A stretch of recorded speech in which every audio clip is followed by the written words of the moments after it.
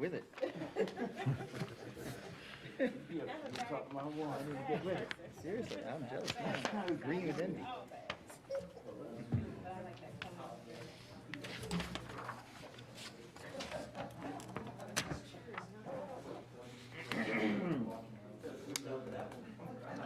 Tell you what, after seeing this here and reading this down your way, just Mentally, they're nothing ready.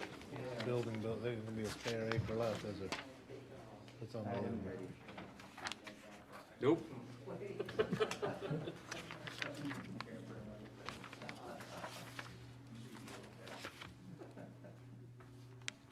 Just start growing trees on the property line, man.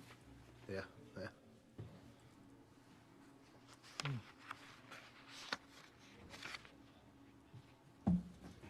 It's the only place you really can. I mean, you think about it, you go north and you're in the watershed. You go south and you're in Raleigh. You can't go east because you go Wake Forest. Okay, west, you go Wake Forest, so, That's it.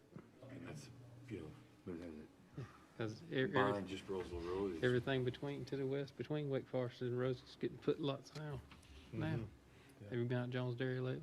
Yeah, oh, yeah, the properties all over this way are all 150, 200 acres. Mm-hmm. Big lots available. Yep.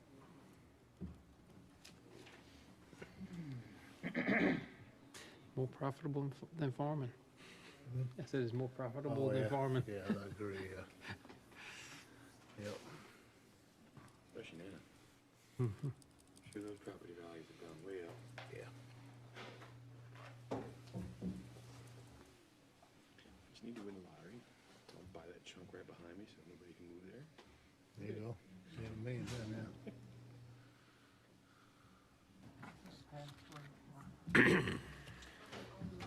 Somebody was saying, when the builders came here years back, it's like, oh, we're building big lots. I mean, these are, third of an acre lots. Somebody, neighbor was like, yeah, my garden's a third of an acre. Yeah, I know, yeah. Yeah. Yeah, he got it. Yes, I was gonna pick. Under which one? Arlington? Okay, okay. Make sure your microphones are on.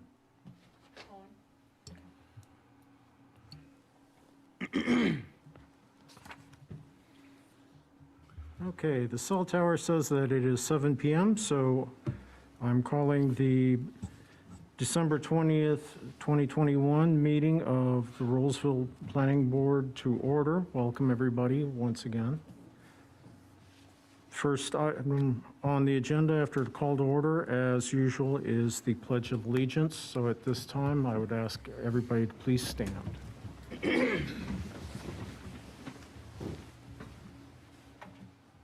I pledge allegiance to the flag and to the United States of America and to the republic for which it stands, one nation, under God, indivisible, with liberty and justice for all.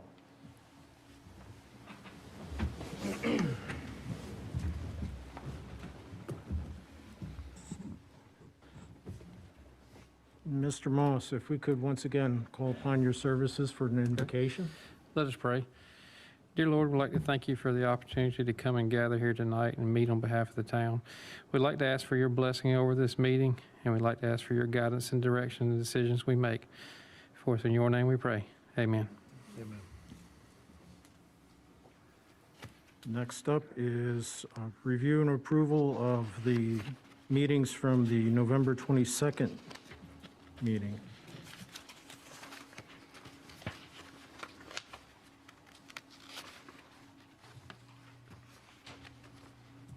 Mr. Chairman, here no corrections to the minutes from last month's meeting. I'd like to make a motion, we approve the minutes. There's a motion for approval with no corrections. Is there a second? I second that motion.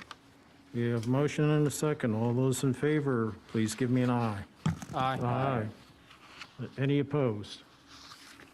The minutes are approved.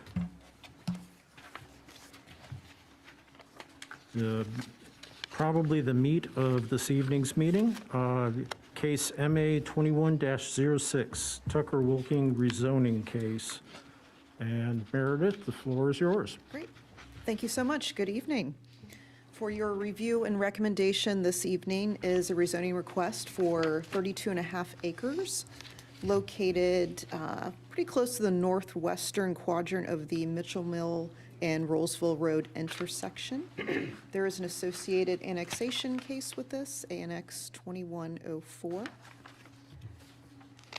So the current zoning for the subject property is residential 30 Wake County, and the applicant is proposing to change the zoning to residential 3 conditional district. So along with those conditions comes a sketch plan that includes 64 townhomes, 27 single-family lots for a total of 91 residential units. The density comes out to 2.8 units per acre.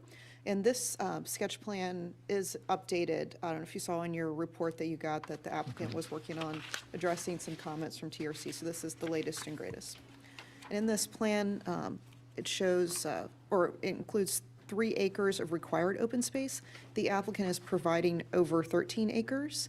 And with that, 1.5 acres is required as active open space. And the active open space provided is 2.4 acres, nearly 2.5 acres. The applicant has offered quite a few zoning conditions related to the townhome portion of the development. However, the first condition listed here applies to the townhome portion and the single-family portion, and that is about the no slab-on-grade foundations.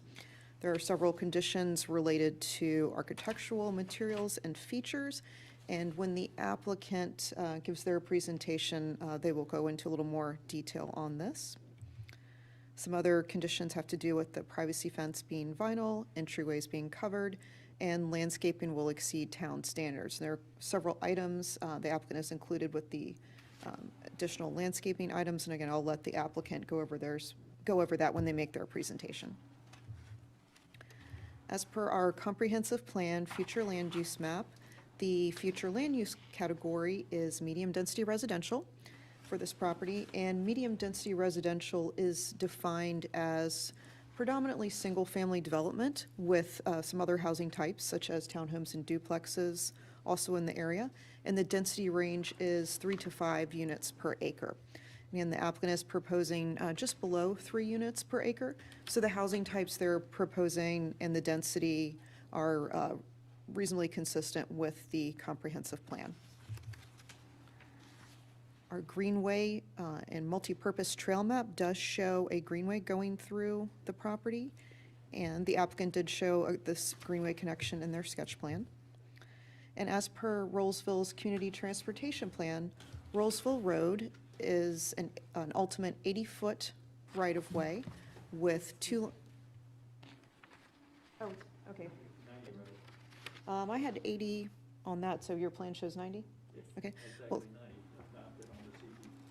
so it has the ultimate width, and that includes 1 lane in each direction and a 2-way center turn lane, curb and gutter, sidewalks, and a side path. A traffic impact analysis was not required for this case because the number of peak hour trips was below the threshold for study. That threshold is 100 peak hour trips, and the peak hour trips for this were, I think, 50 for AM and 20-something for the PM. And again, the applicant has their traffic engineer here and can go over more on this. However, the applicant did give us a traffic evaluation that noted that they don't expect much traffic increase from this project. So for the staff analysis, 3 things that we find positive. The single family and townhomes are consistent with the comprehensive plan, and the density is reasonable. It's just below the 3 units per acre. They're exceeding the open space requirements, and they provided detailed zoning conditions. On the potentially negative side, the townhome location is not proximate to walkable amenities or services, and that's something that came up as a priority to the town board during their work session. I believe it was in August. So at this time, I'd love to invite the applicant up to give some more information.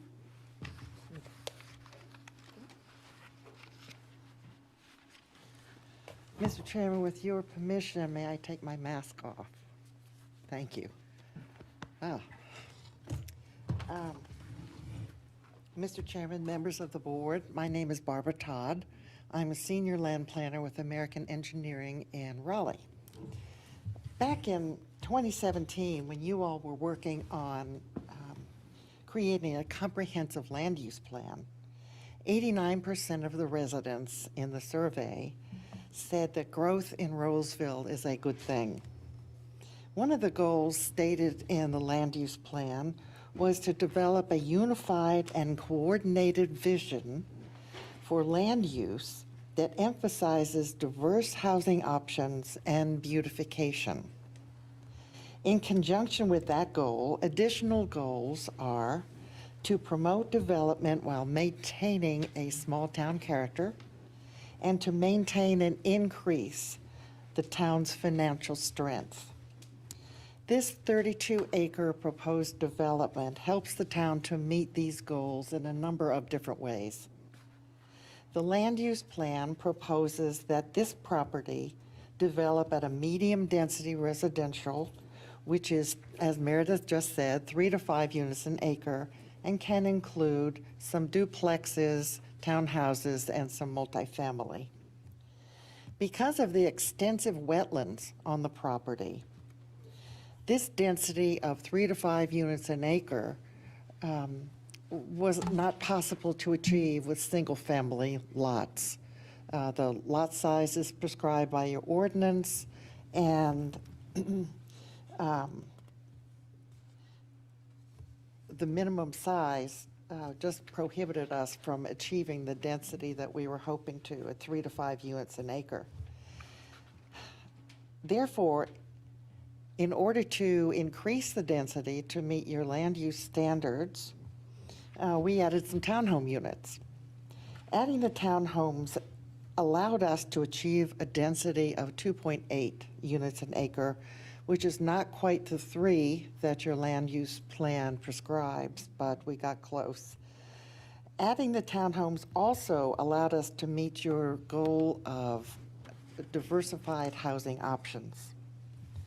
Our open space is 43% of the land, when 10% is the requirement. We believe that even with a section of townhomes, the community will feel traditional because of all the greenways, open space, trees, architecture, and design. The location of the townhomes was deliberately chosen. The townhomes are tucked back in the back corner of the property so that they are not visible from Rolesville Road. And they are not the first thing that one would see driving into the development. We wanted the first experience of the development to be of single-family lots with generous amount of open space for an open, attractive aspect. Since diverse housing options and beautification are a land use plan goal, we have provided the town with an extensive list of zoning conditions that will ensure that the development is beautiful as well as diverse. All the foundations will be raised. No slab on grade is permitted. Entryways are covered. Vinyl siding is prohibited. Professional landscaping and sod are specified for the fronts of the townhomes. Garage doors will be decorative with glass inserts, and if there are double-car garages, there will be 2 doors, not one big one.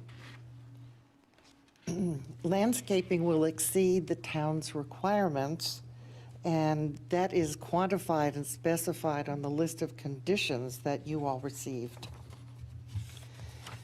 We believe that the zoning conditions will create a townhouse community that is a step above any of the other townhouses in Rolesville. The conditions will require the townhome developer to invest substantially in making the townhouses attractive and therefore a model community.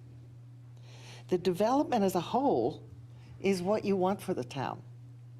Open space, greenway links, generous landscaping, attractive streetscapes, and diverse housing options. We met with J.G. Ferguson, the Director of Parks and Recreation, to locate the greenways through this property. He suggested that we include a Greenway trailhead in the narrow arm of land that stretches to Rolesville Road. If you can make out what that is, you see the main entrance near the top of the property, and then there's a very thin little arm that also extends out to Rolesville Road. And that's where JG suggested that we put a trailhead, and that will include parking and a picnic shelter. That means that even residents on the east side of Rolesville Road will have access to a greenway that extends through this property, through the reserve at Moody Farm, through Callis Falls, to the special focal point at the falls. Along the way, detention ponds on this property will be planted with pollinator plants at the suggestion of members of the Greenway Commission. We believe that this greenway is a significant addition to the town system and contributes to the goal of a walkable community. We held 2 neighborhood meetings about this property. No one was opposed to the development, and no questions were posed about the townhouse component. As you read in the minutes of the neighborhood meetings, the only questions were basically when construction would start on the widening for Rolesville Road and when construction would start for this development. Matt Peach from Stantec, the traffic engineer, will explain more about this, about Rolesville Road, but I'd like to point out one important fact. Since the community transportation plan was based on the land use plan, the plan assumed traffic in this area of the town based on a density of 3 to 5 units an acre. Our density is proposed to be 2.8 units an acre. So we are contributing less traffic to Rolesville Road than was anticipated in the overall town community transportation plan. As you know, more density, more housing options equals more businesses that would find Rolesville an attractive place to locate. This helps meet your goal of increasing the town's financial strength. To summarize, this development meets the town goals of diverse housing, beautification, walkable communities, and density. It will have an attractive aspect from the street, and with the townhouses tucked in the back of the property, we believe that this will blend into a very attractive village-like feel. We're happy to include the trailhead for the Greenway with parking and a picnic shelter and native plantings for the stormwater ponds. We look forward to creating a beautiful mixed-use development. I will be happy to answer any questions you have.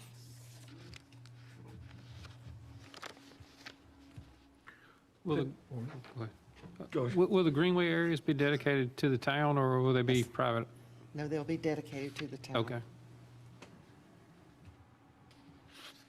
The trailhead parking area, Yes. is there, and I'm just not familiar if there's any special zoning or just thinking the people, the neighbors here have cars driving in and out all the time or parked there, so my yard is now a parking lot. Is there any sort of Well, we screen that you're gonna put up between the?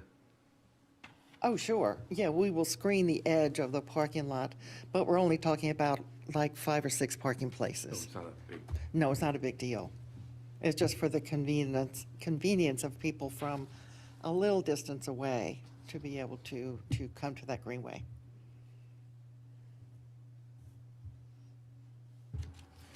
And the driveway for that, how far is it from the Callis Falls driveway for the main road? Oh, it's at least 300 feet. And you're widening that section in front of it? Yes. Is there any plans to complete that widening from there to Callis? Jay? What was the question up? I hear an So ad Ca- turned up, but I can't quite. I'm Jay Galeese. Yeah, Callis American Falls is Engine. widening that section of the road, right? Yes. And then- Kalis is bringing that in at the approved length, and what we're doing is they're having their greenway on there, we're tying to their greenway, and their greenway goes on up that ties to the one from the Moody. Well, I'm not talking about the greenway, I'm talking about the actual driveway, right? So you've got a turning lane on Rolesville Road. Oh, yeah. And Callis is supposed to expend it to, I'm just thinking this road's gonna be doing this. No, these roads are gonna match up with Roseville. When they come, they've got an ingress and egress lane. They come to where we are, we will have an ingress lane as dictated by DOT. If that's, So the whole road from basically your driveway down through Callis is gonna be widened? Or is there yeah. gonna be a section? There's gonna be there's not gonna be anything between us and Kalis that doesn't match up with your thoroughfare plan that goes down through there. Now, I know, what I can't remember is there's an ingress and egress lane. That egress lane comes back up, but there's a total 3-lane road that's half within that 90-foot right-of-way that's there. On this side, we have curb and gutter and sidewalk, and we're gonna tie straight to that curb and gutter, straight to that sidewalk, and there will be no offset or anything within that subdivision. It won't be a continuous road all the way down to where ours stops, yeah. The lot that this property wraps around, that's between the Greenway Trailhead and the entrance, will the road be widened in front of that as well, or? We do not have that right of way, and we do not, we tried to talk to those people about working with us, and they didn't want to work with us, so we can't obligate anything there unless, like they did on the other thing, if the town wants to step in and give us a right of way, that's another thing. But as of now, this plan does not propose to do any wide in front of them, but we do propose to pick up the access road for the trailhead and the park so they can go in and park, which is the next access down. Do you anticipate DOT requiring any widening at the trailhead driveway? We don't know till we submit it to them. We don't know. Once this plan goes through preliminary and gets to that, all of that will go to them before you do the preliminary plat, and it will go through that, and we'll have to do exactly what they tell us to do. And you may know, but,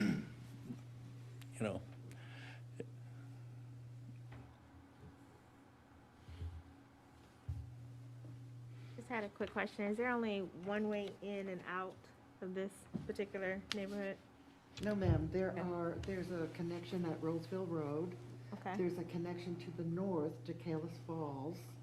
And there's also a stub out to the south, to the property south of us. So potentially three plus the trailhead. well, that's But not going to be that's an just access, parking. but that's just something, that's Okay. parking. Okay. So I missed, the south side is where on, I'm sorry, I can't hardly see it on this map. Oh, that's okay. What's the question? May I come up there and show you? Yes, ma'am. I appreciate that. I will say that it was not brought out, but for this project to go forward, I understand the Kalis Farms people is talking about putting that water and sewer line in the ground. They will bring the water line down to us. We will have to extend that 16-inch water line also, just like they were required to do. And we can't develop this property, just like Moody, until they bring their sewer up to us. So that road will be in place when everything goes in. When we tie on, we'll have 2 access points from the word go. So that's the Moody Reserve below on the south Well, side. the Moody is above that, but, we were there, we got the same problem with them. We can't do anything until they put their required water and sewer into the ground and bring it to them as to us. Is there any thought to the construction traffic that would be going on that road for a while? Either shutting down the road to widen it or bringing in trucks to move dirt, because I know how we move dirt. There's What happens is you have 3 properties, 2 properties. Excuse me. There's 3 properties, and 2 of them are fairly large, that are all, as soon as Callis Falls gets going, I assume that you're gonna come right behind that, because Well, the water line will come in, and then the widening will come in. That's, like I say, under contract with the town for the Kalis to do that, and they'll do the whole widening all the way down. Probably what'll happen, and if I hear the question properly, is when the Kalis contract is let to do that whole widening in that place, if this thing is far enough along, these people will probably tie on and try to add on the contract to get it done at one time. Along with, when they put the water line in the ground, they will probably contact that contractor to go ahead and get the water line in here, so you don't have to do that twice.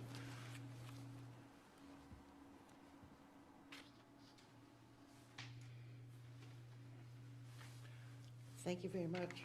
Thank you. Thank you.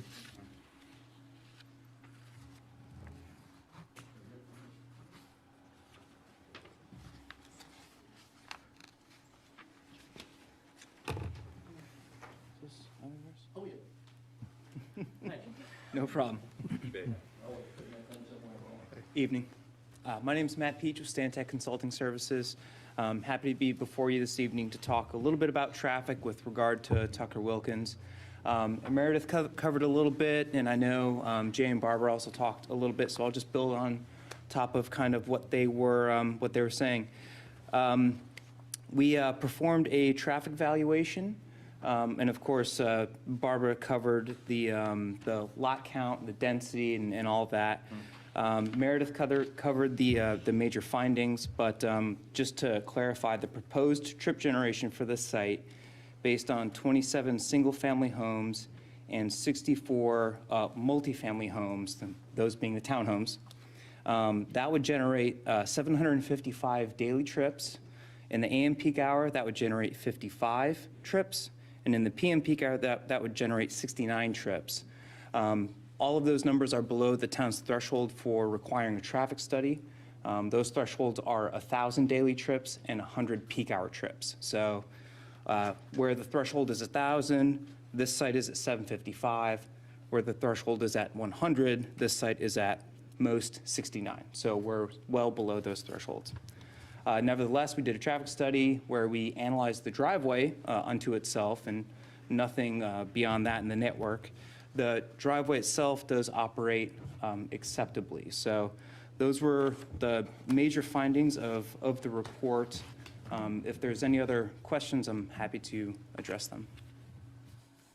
And just for my education, what are peak hours like for AM and what are peak hours for PM? When you calculate that, what time is that, like 5 AM to 7 AM and 5 PM to 7 PM? How do you calculate those times?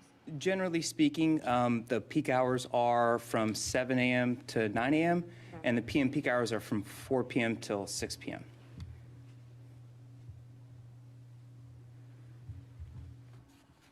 You said a traffic impact analysis wasn't prepared, but a traffic evaluation was. What's the biggest difference between the two? Because this looks very similar to what we received for TIA.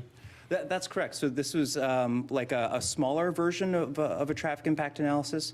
Traffic impact analysis is we're analyzing the impact, right? So we're looking at intersections throughout the network. So if this was a much larger site, we would want to look at intersections further north on Rolesville Road, further south. This unto itself, we looked at the driveway. So that would be the biggest difference, where we only analyzed the driveway in this regard, and we didn't analyze intersections elsewhere.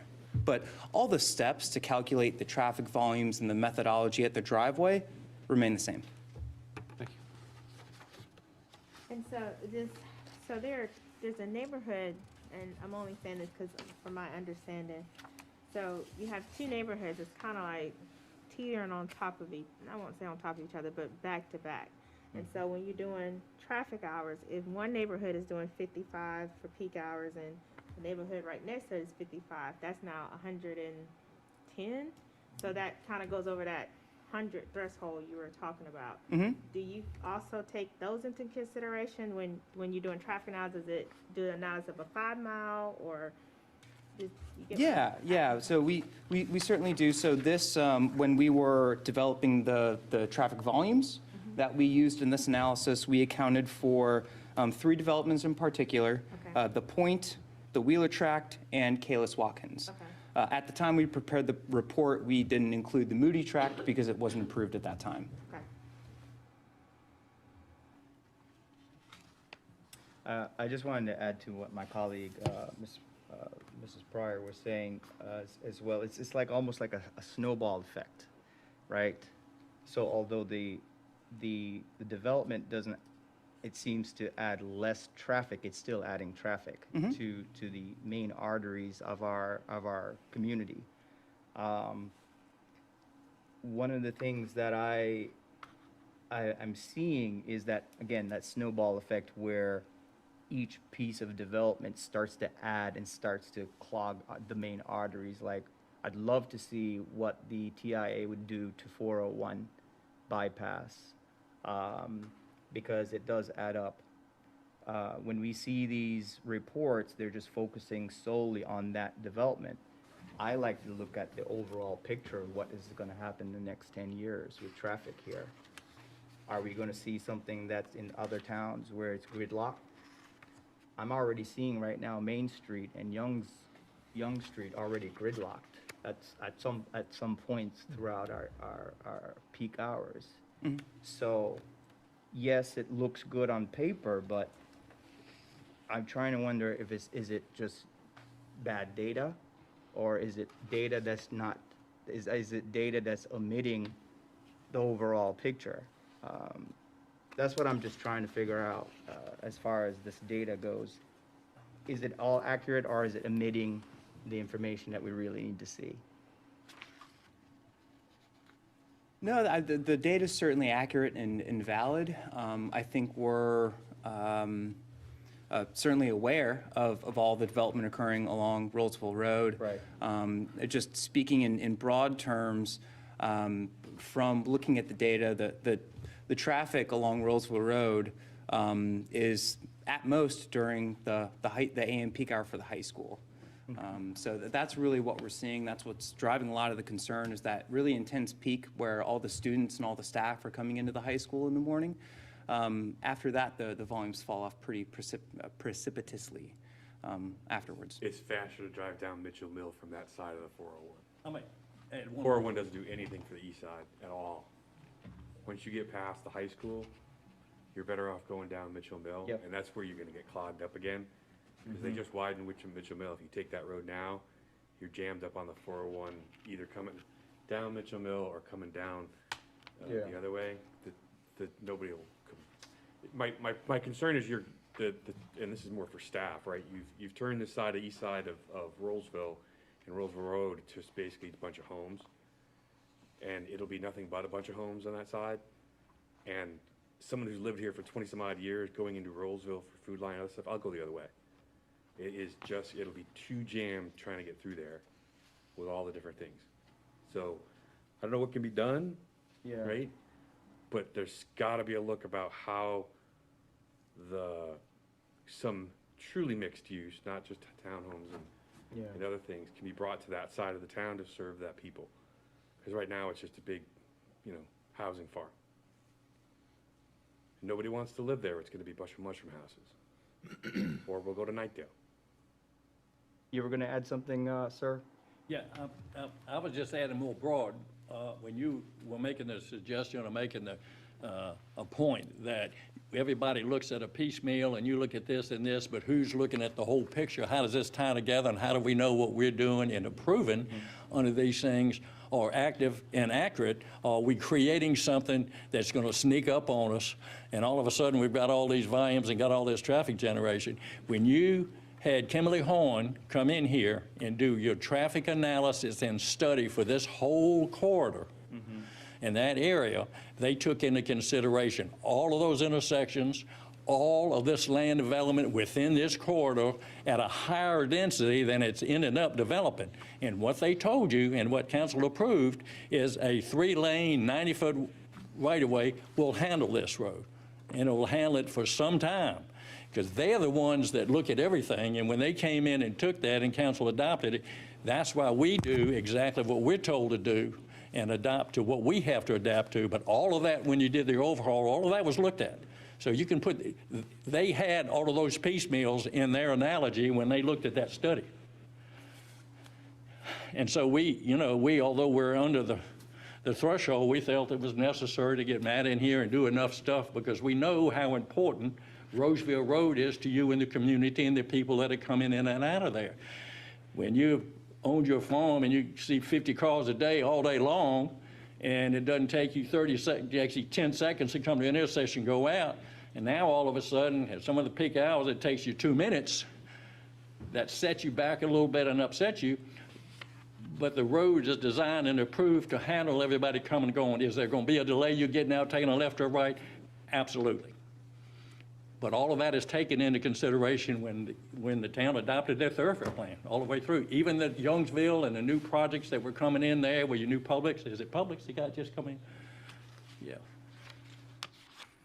Thank you for We are explaining just that. a little piece of that puzzle, and what's happening is because of all of our wetlands and open space and different corridors trying to create a village atmosphere within ourselves, All of these projects are coming in way under density. You know, the 3 to 5 units an acre for Moody, that's under density. That's way under density. So even though those projections were made on denser properties, everything's coming in less than that. So it'll get crowded eventually, but it'll be longer getting there because we don't have as many cars as we thought we were gonna have.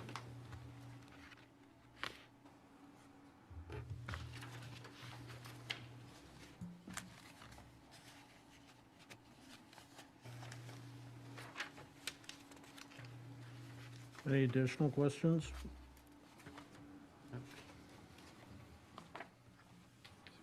Thank you. I just want to confirm, are we doing, the number of townhomes, it is indeed 64 we're looking at rather than 71? Yes. There's Yes, two sir. different numbers that Yes, I'm sir. seeing. Okay, When we do all of the conditions on the home, we want to keep them spaced enough to where we think we've put a community together that's giving you some townhomes and items, and even the raised foundations on all the single-family homes too, that this is going to be a prime area for people that are going to want to live there, tied with you, particularly when you've got a Greenway out there that goes all the way up to the falls and comes back, and it's all right outside your door. Does the Greenway, I know eventually the plan for the Greenway would extend it to the falls, but I don't think there's actually I just thought. property to do it yet, is there? Cows Falls. Okay, Right. it would go to Cows Falls, you're right, It sorry. is- and- I was and thinking, Through the Kellis point. Falls. That part has been approved. yeah, no, I was thinking the point, my apologies. Oh, okay. And in the middle, they would get to the point eventually when that develops. Yeah, we're stopping out to the north and we'll connect to the point sometime. I forgot to ask, sorry about this, the lot sizes of these homes, these single-family, what are we looking at? And then, did I miss that somewhere? My apologies if I did. The requirement is a minimum of 10,000 square feet, Okay, but these average around 11,700 square feet, just because of the odd configuration of the land and the wetlands. right. It's not as efficient as we might have hoped. Have we, also these wetlands, I haven't driven out there to see these wetlands or anything like that, or even go visit them myself, but are they going to be prone to flooding at some point in the future? Are they just, collection areas for stormwater, or? No, sir. These are just, the environmentalists have a definition of what makes a wetland. Okay, And it's not anything that floods. It has to do with the soil type and the plant material that grows there. gotcha, okay. As I was just wondering, based on this rendering and sketch, I just hope that, me living next to, like, say, lot, can't see it from here, but the one closest to one of those wetlands, I just hope it wouldn't flood in my backyard if that's the Correct. case, right? No, That's no, something it is that not. a homeowner might be concerned It's about. certainly not identified as flood prone. Okay, thank you. Sure. Speaking of that, is that going to trigger any buffer issues with those properties butting up against the wetland boundaries? We had the environmentalists go out to the site and define the wetlands and flag them.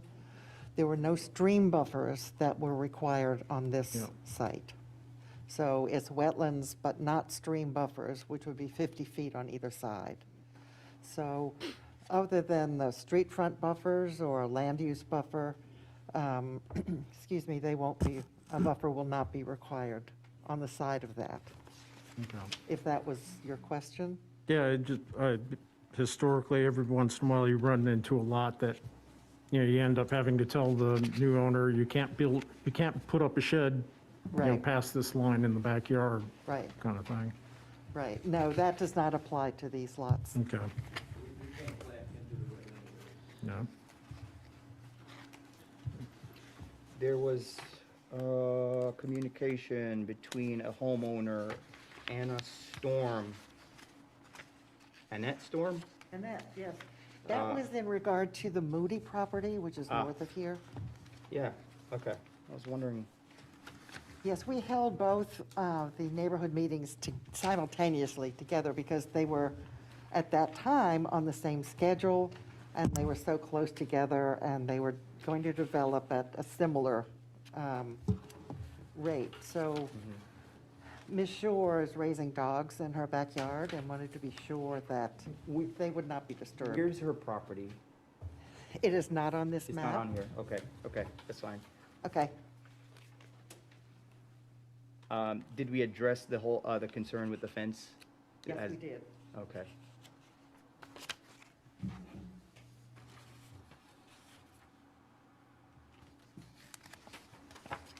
Is there anybody else in attendance who would like to make a statement? Please step up. And I believe we need name and an address for the record. And James has this sign-up sheet, I guess.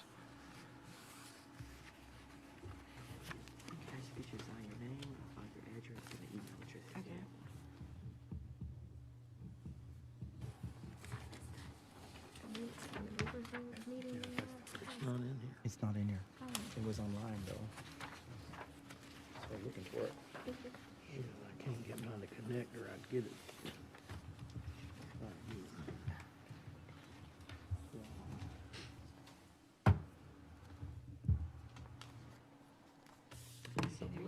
Sure thing. My name is Gail Stallings, and I live at 1512 Rolesville Road. And I would just like to say, I've lived on Rolesville Road my entire life, and I do have concerns about the traffic, just like everybody else. However, I've come to the realization that we are going to have growth, and it's going to happen, and I accept it. So what we have to do now is make sure we have well-planned growth and a quality development. And I would like to say that our family does support this development. We feel that it will be a very positive addition to the community. There's been a lot of opposition in the past. You guys have probably seen me here before. But we do feel like this proposed condition and the conditions that have been put forth by the developer or the engineer, that this will add to our community. Especially the proposed conditions for the townhomes. I think they're far above and beyond what have been proposed by any other townhomes in Rolesville, for that matter. So, you know, once again, they have our support, and that's it. Thank you for letting me speak. Thank you. Thank you.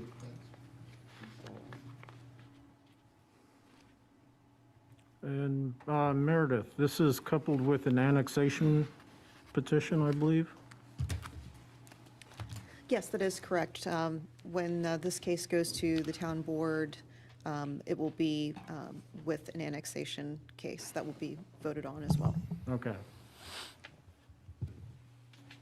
So a reminder for the board, when the Board of Commissioners considers the annexation, if they approve it, we're making a recommendation on zoning to put in place if the property is annexed. Okay.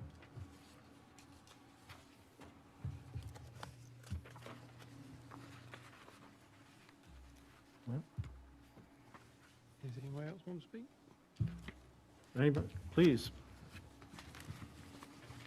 Do you know where that would be, what she was looking for, that comments online? It was from,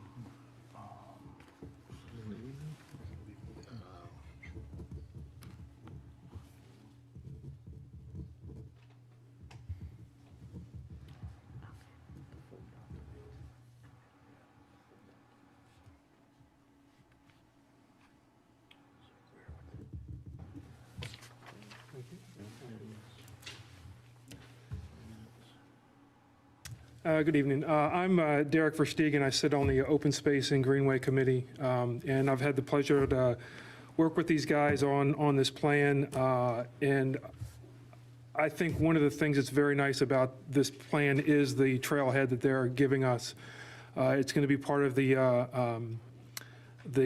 dedication to the town, and as far south of the community, of the town that this community is, I think, as you've already discussed, once the area between Callis and Point gets developed, having a trailhead this far south really gives the town the opportunity to reach people not just in downtown Rolesville, but in the communities, especially with the pavilion and the parking, to be able to do something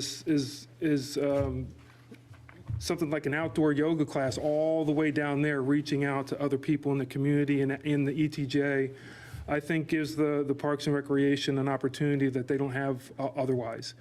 And they've been very helpful and insightful about working with us on connecting to the northern properties and working with placing the greenways in areas that really try to help the public greenway system separate themselves from the private community, so that you don't have these people feeling like a public greenway is literally in their backyard where their kids are. So having vegetative buffers on either side of the greenway is an important element to do that, and their discussions have proven that they're going to be doing that as much as they can. So it's a nice thing to see things going in this direction, and the pollinators within the banks of the BMPs are going to make them look a lot better than just dirty mud. And it's just going to make a nicer element overall, and I'm really looking forward to seeing how this turns out. Thank you. Thank you.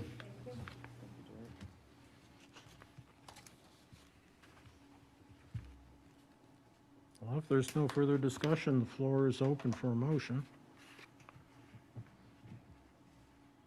Is it 2 motions or one? One was the annexation, right? And then you have, Annexation, that's the town boards. so we would just. Yeah, we're just, So we're we're looking at a zoning recommendation rezoning from R30 to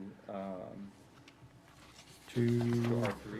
R- That's what we're looking at. R3CZ. yes, let's make sure we get, It's R3 conditional district.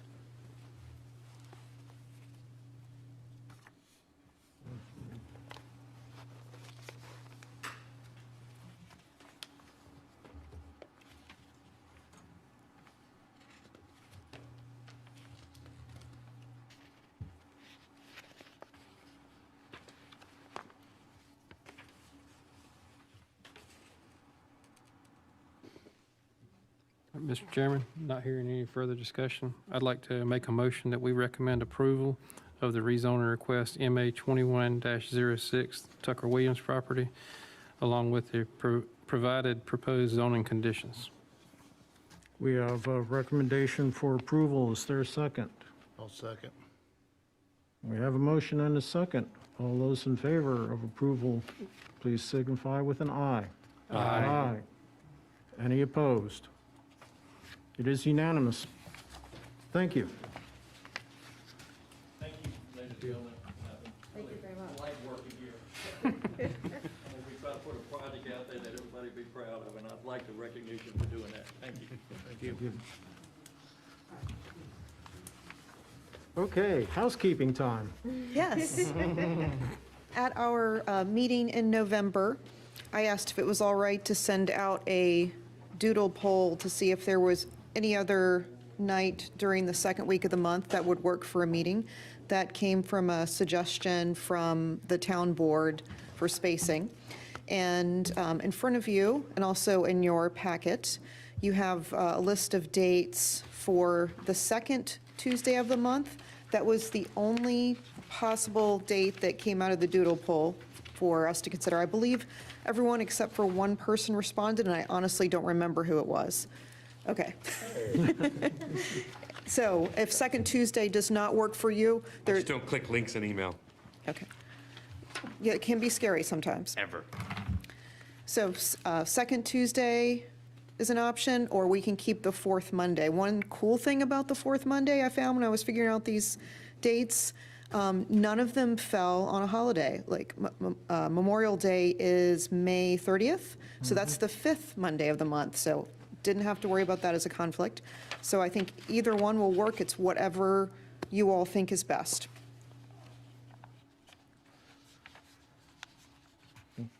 Board, any preferences? I am flexible. I've just, out of habit, the Monday works for me, just because I instinctively know Monday, 4th. But I am flexible. If there are other members who feel that it's more convenient for them on the second Tuesdays, Sure. Okay. I'm okay. I think I'm a little partial to the Mondays as well. Okay. Yeah, it's been working. I understand the board's, the town board's concerns, but. If Monday's good, If they've, leave it. if they have a definite proposal, then, you know, They I don't. guess we're open to hearing it, but right now we're fine with what we've got. I know to clear my calendar for this day, and it's already set in motion, but I'm adaptable. Okay. Well, if you notice, the only date I saw a possible issue with going with the fourth Monday, I thought the fourth Monday in December was getting really close to the holiday, so I was just suggesting we didn't have a meeting in December if we stuck with the fourth Monday. But again, I thought it was great. We didn't have to shift any of the other dates because of holidays. And I think shifting it like we did this month wasn't too bad, because we're a week We early. came up a week Yep. early because the 27th, no one will be here. That's right. And there have, historically, there have been years when the town just didn't schedule a planning board meeting in December, but it was also during slower periods or. Okay, it's true, we're not exactly slow. Yeah. Yeah, so next year, well, our meeting will be, for 2022, is on the 26th, which is the day after the holidays, so, Could you move it up like this year to the 19th? right. Yeah. The previous, Yep.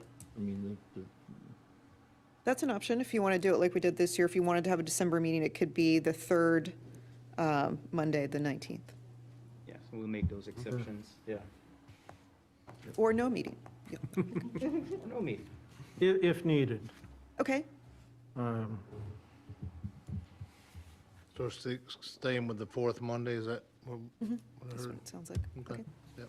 great. If that is the case, if you're all okay, that'd be great if you could make a motion to adopt the fourth Monday as your 2022 meeting calendar.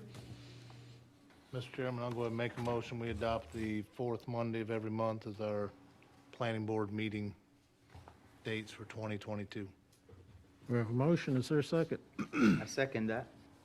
We have a motion and a second. Everybody in favor, please give me an eye. Aye. Any opposed? You have it. Thank you. For the planning director's report, James, Mike, and Shelley and I continue to work hard. The development activity report is online, and a few highlights from that. The Carolina Legacy volleyball plans were approved recently.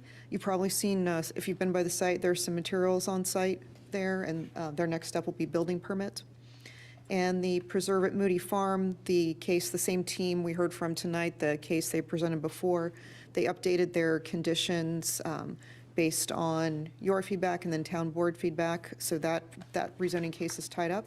And then at the town board meeting earlier this month, both LDO Round 1 and Round 2 were approved, and the mayor commented, I don't know if any of you watched, the mayor commented what a great job the planning board did talking through the amendments and that it saved them time.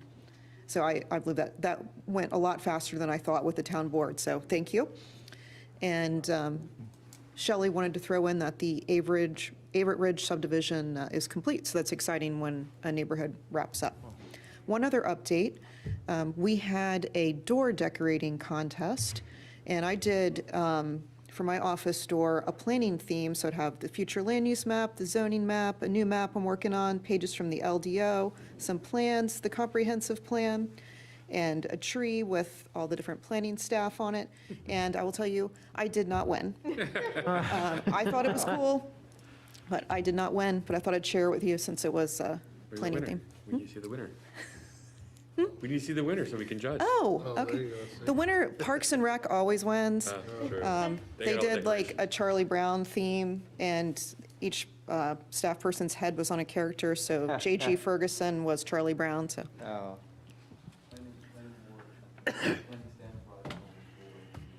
Oh, James and I tied for the ugly Christmas sweater contest. Sorry, I don't have a picture of that, so planning won something. Thank you for getting us on the board, both. So that concludes my report. Do you have any questions? No? Great, thank you. Brings us to town attorney's report. Aaron? Item number 9, any other business? Yeah, I wanted to comment about the comment I made earlier during this particular piece, right? The section of road you're talking about in Rolesville, all the way from the point to Mitchell Mill and beyond really now, is where the growth is going to occur for homes. There's probably close to 1,000 acres of open land in that area between, on either side of the road, right? And most of the folks I know who are farming won't be farming forever, more than likely. His point was, this is just a small one, yeah, but it's getting like death by 1,000 paper cuts, right? So it's gonna be another small one, and a medium-sized one, and a large one. So my ask is, when the planning group, when the staff goes and talks to some of these builders, is to start thinking about that entire road and what that means, and it's the time to push for better.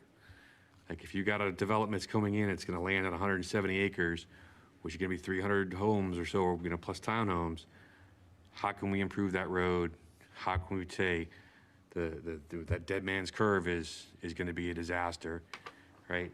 I challenge anybody to be here in the morning and sit in front of the high school and watch the line of cars that goes all the way down to the intersection where, as a quarry road, all the way down. Like, cars can't even get by, so they just lock up right there. Or watching these kids take hard turns to come out or into the high school. There's been 3 or 4 accidents I know in the last, couple months. Most of them, fortunately, have been minor, because people are smart enough to slow down. But the road is becoming dangerous. And the time to address it is when these builders are coming to us and saying, we want to put more homes in. Great. How can we improve that road? Because the DOT is not going to do it. They'll do it 20 years after the fact. Well, So- there's a clock ticking here too, aside from Rolesville. Don't forget the south side of the Mitchell Mill intersection, that's Raleigh. That's gonna happen at some point. Well, they increased a couple years back now, is they widened that bottom part of Mitchell Mill. Right, so now it's, you can't do anything about that dumb bridge going over the water, because it's not gonna get bigger. It's never gonna increase in size, because that's millions to build a new bridge, and it's a choke point. So Mitchell Mill, into Mitchell Mill, and the 401 is just gonna become, bleh. So people are gonna start heading in different directions to get out of there. And they're like, I've been in the morning, it sends me to Buffalo Road, rather than going down Mitchell Mill or even trying to get over to I don't even bother going. alternate Like, I routes. do not even bother going to. Well, in Rolesville Road's always been an alternate route. Yep. It just back in the, before the 64 bypass at Nightdale and the 401 bypass, that was a shortcut for people coming in from Wilson in the morning. Wilson. I mean, I can remember mornings where people coming up Rolesville Road and Young Street were turning left to come down South Main Street, because that was the fastest way into Raleigh. No, that's what I wanted to echo what Member Schwartz was saying too as well, that snowball effect, because we're only looking at that small snippet. What I wanted to ask, and should have, was moving forward, can we start seeing that big picture? Can we start seeing what is it that this development is going to add to 401? And I don't know if there's a way to do that. That's why I didn't push for it, because I didn't know if there's a way to do that study. The reason why I want to see that study is to provide our town with more information so that we can plan better. It's not to deter the developer, but let's see some more transparency here. Really, although it's adding less traffic, it is adding traffic. Let's face it, right? And that's why I wanted to just kind of get a bigger picture. It's like, all right, your development is going to be adding how much to what's happening. Get a big picture so that we can plan properly. We can plan property. I would echo that too. I think that was kind of where my question was going to tonight, is really, and I know he mentioned a report from 2017, and I just wasn't here, so I haven't seen the report that he's talking about, and so it was my plan tonight to go research that so I can understand it. And like you said, I wasn't educated enough tonight to really push him. But I just remember we were here last month and the same traffic numbers for a place that's not even, I mean, they're backing up against each other. So 55 plus 55 is now, I mean, you're talking about less than 5 miles of each other, or less than, in a 5-mile radius, you're at the threshold of the 100, over the 100. You're at the threshold of over the, you got 69 and 69, 70 and 70, little under 140, you're over that number now. And so where you're saying you're not, in my mindset, two neighborhoods together, yes, two different projects, but They're each adding. they're right really on each other's tail. And so for me, that's one project. And I understand, separate borders, and I definitely understand separate projects, but I have to understand how the traffic analysis is putting all these three neighborhoods together, because that number is the real number for me. And so I would love, when we are maybe discussing projects, to maybe, and this is probably more my fault, I should have, when you put out the agenda, because you guys did put it out early enough for me to do more research, and I'll make that a note for myself, to go ahead and go back to some of the neighborhoods that we're going to be talking, if we're going to talk about a neighborhood, I would like to know what neighborhoods within a 3-mile radius, so that I can be able to be more educated on what's really coming in, and kind of a timeline of what's coming in. I think some of the neighborhoods, they ask kind of the construction timeline. What does that timeline look like? Is that, okay, you're building, from, August of 2021 to, and I think you asked some very good questions about that. Like, how does that, what's the timeline? I mean, if you put this in, are we then 2 months later having to hold the street, or close the street down for another week or two, and now it's not really a week, it's 3 weeks.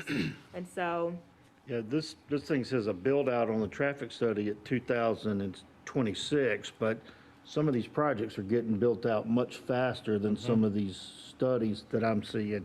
You talked about Avery Ridge closing out or something.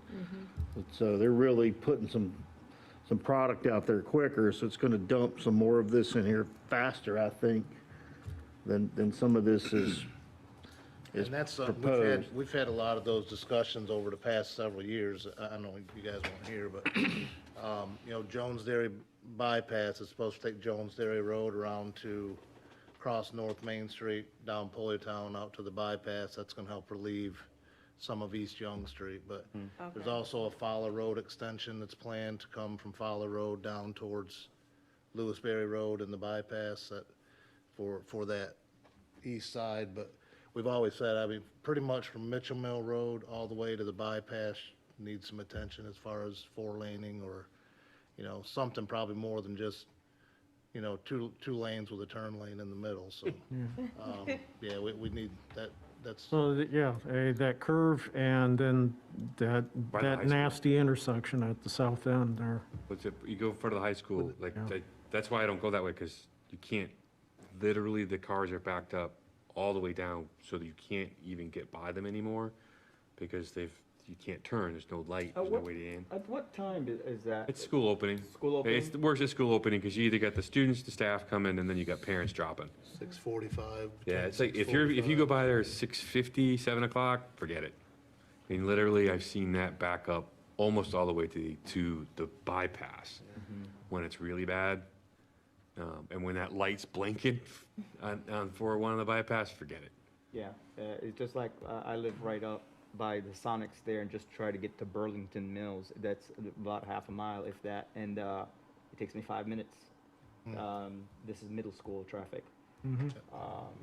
So, And Thales. One of the and issues Thales, yeah. I have is we have neighboring towns that are growing. So there's a proposal at the corner of Burlington Mills and Forestville, and I live on Centaur, right off of Burlington Mills.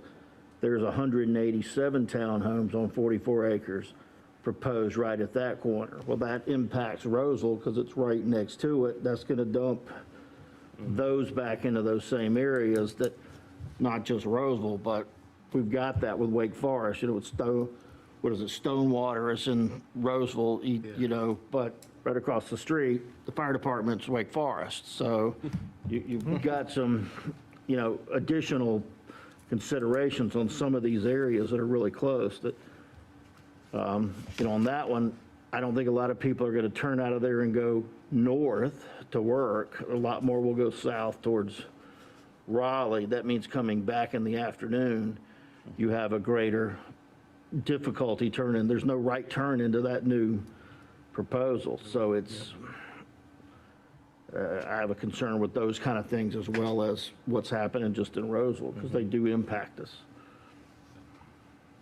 Anyway, I can approach with a question or comment. I don't know what the formality is about public statement. Just since we're talking about the whole traffic thing. And I've done a little bit of this research, but I don't know all the numbers, and I think this might be the right opportunity for staff or whatever to put it together. But I think if we understand Rolesville Road, let's just use one section, right? Rolesville Road from the bypass down to Mitchell Mill, right? And let's say it's supposed to have a capacity currently of 5,000 cars an hour or a day, whatever the metrics is, right? When it's expanded the way it's supposed to be expanded after all of these communities come in, let's say that goes to 15,000 a day, right? What I think would be interesting to see laid out is, based on the zoning of the developments that are coming in, what are they allowed traffic-wise? And what percentage of that number is actually being produced? So tonight, an example was that property had, I don't know the numbers because I don't have a photographic memory, but let's say they were contributing 100 cars by zoning, but their actual plan only put 50 cars out. So as you're pointed out, just that one property is kind of hard to see in the big picture. But if you have a map that says from here to there, the point was contributing 200 cars, but it's only contributing 185. And then Kalis Farms has 250 cars contributing, but it's only contributing 245. Then when you put all those together, you see all of these plans together are contributing less than the road's capacity. I think that will translate better to the commissioners to understand, okay, yes, traffic is horrible, we all know, especially on a code red at the high school. That's when you go all the way around Fowler Road down Quarry Road to come on the north side because you know your way around town. My kid comes out of the high school, he turns right rather than left and goes all the way around. Yeah. Coming across that traffic is... Yep, I go Pulley Town and come down Quarry Road to do, anyway. So my point is, if we identify sections where there's concerns with traffic from Jonesville Road to Young on Main, right? And say, what's the capacity of the road and what is everything in there? What percentage of the zoning is actually contributing to that? I think you'll be able to communicate better, especially to developers, in the 1,000 acres plus that are on the other side of the road, like what threshold are we really going to permit, and whether or not that's going to dictate a change in the LDOs.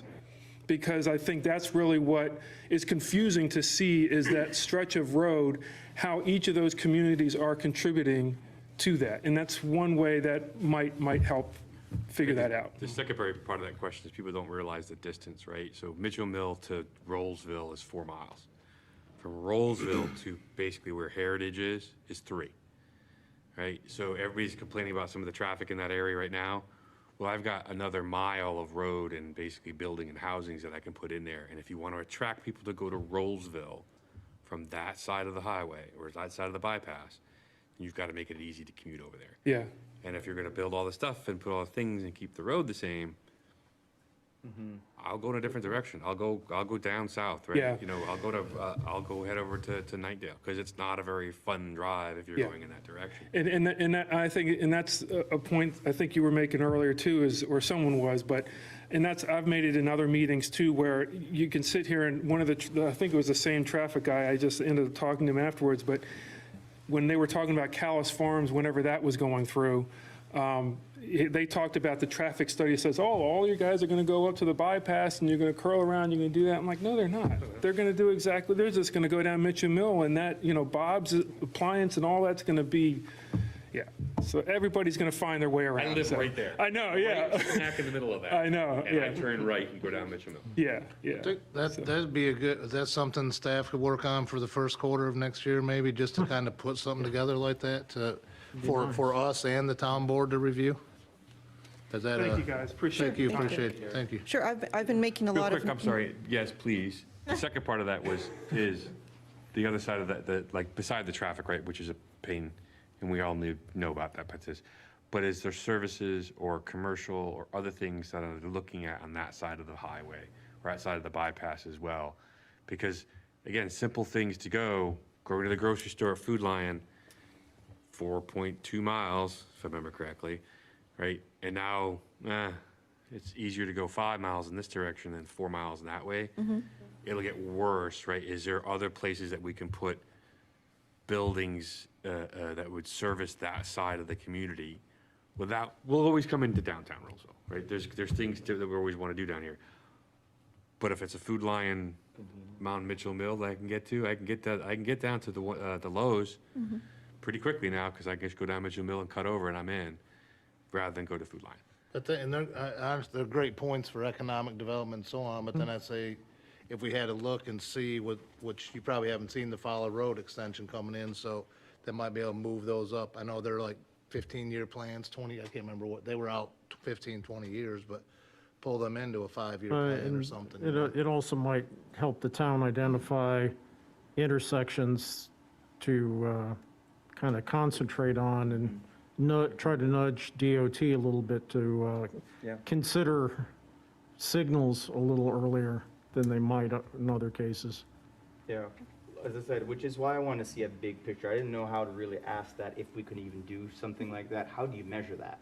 But if we can measure that and have the developer, let this fall on the developer. I don't know if that should fall on the developer, but I wanted to get some transparency on those numbers. Again, not to hide something, but just to really give us an overview. It's like, all right, maybe we need to look at some alternative solutions and get a little bit more creative with the future development here. Because as Ms. Stallings was saying, it's coming. I know that they accept it. It is going to, it's coming. But let's be smart and responsible about it. So, and then in order for us to do that, let's see the bigger picture. Don't hide the data. Let us see the bigger picture so that we can make the best decision possible for the future. Okay. Well, we have a master land use plan and a thoroughfare plan that are in place that kind of gives us a bigger picture view of the town. I know a couple of them are getting a few years old now. Does the town have plans for updating those? Great question. In 2022, which is coming up, I'd like to do a comprehensive plan update. And we're not sure if it's going to be in-house, depending on how the budget goes, or if we'll be able to hire a consultant to assist. But that is something that is a big part of the planning board's work plan, so we can work together on looking at what we have and what pieces and parts need to be updated. Because 5 years is a traditional halfway update point, and definitely every 10 years you want to do a full-scale update of your comprehensive plan. Yeah. I know typically with the master land use and the thoroughfare plan, they also look at adjacent communities at what Wake Forest and Nightdale and even Raleigh's contributing to our road networks. Well, and maybe as an interim measure, when we get these packages each month, maybe if we could just get a snapshot, a little cutout of what the thoroughfare plan has for that area. Sure, we can, listening to you all made me want to zoom out and provide more context, and then maybe have a slide that shows, the developments within, a 1 or a 2 mile radius. If you put yourself at the intersection of Young and Main and draw a 3 mile circle, that's pretty much all of Rolesville corporate limits and ETJ. So, zoom in, even like a quarter mile, half mile would give you a lot more context than what we had tonight. So good feedback on that. We can certainly immediately provide some more context when looking at cases. It can make a difference where, say, we're looking at a proposal like tonight. If people realize that the town has a plan for a thoroughfare for the next development down whenever it comes, that could factor in. Sure. Does the town still have the link to the approved developments on their website where you can click and see which developments are approved? Yes, they do. Okay. I Yes. saw it on there. That's another thing. It's been a while since I've looked at it, but there is a link where you can see what's approved and what's coming. Yeah. It doesn't have commercial on it, No commercial. Probably because we haven't had too much commercial, but we're getting more, right? We keep getting the houses, we'll have commercial. Yes, yes. Certainly, I'll keep everything you've said in mind, and we could also do a section at a future meeting where we take a little bit of a deeper dive into the comprehensive transportation plan and what information we do have available from that. Maybe that could be helpful. Yep. Okay, all right, Definitely. thank you. Thank you. Thank you. Any other business? One item hanging out there, if nothing else? Mr. Chair, I hear, well, any other business? Go ahead. All right, Mr. Chair, I hear no other comments or Ah. questions, so. I was just going to throw out one last Oh, bit go of for it. business. Please have a safe and happy holidays. Thanks to all of you. Thank you. I second that. We've got a busy, holiday-wise, busy month coming up. A lot of opportunities for good, for things good and other. So, Let's keep out the Yeah. other part. yeah, Absolutely, absolutely. now with that, With that, I hear no other questions or comments, so I motion that we adjourn. we have a motion for adjournment. Do we have a second? I'll second. We have a motion and a second. All those in favor, give me an aye. Aye. Any opposed? It's unanimous. We're adjourned. Thank you once again, everybody.